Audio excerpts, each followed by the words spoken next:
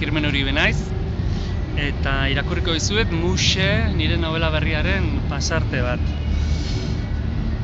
Muxe da lagun bati egiten diodan narrazio bat. Lagun bati kontatzen diot Robert Muxeren istorioa.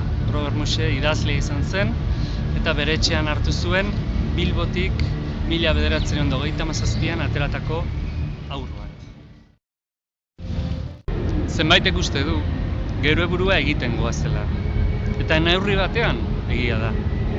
Baina bestalde, egiten gaituzte. Ni neu egin naute. Hasieran gurasoek eta gero bizitzan zehar ezagutu ditudan pertsonek. Eta zortea izan dut. Baina batzuetan iraganak pisu handiegia du gure bizitzetan. Ez da gauza bera mihise zure batean margotzea, edo aurretik belztuta dagoen batean. Zaila da hor koloreak ateratzea. Mutil koskorra zinela irten zinen Bilbotik, eta ez zara geroztik itzuli. Gurasoen erabakia zuzena izan zela uste alduzu? Ez zegoen beste aukerarik. Paulinorekin 30ko gerrako haur batekin izandako elkarrizketa, Bogotan, 2011.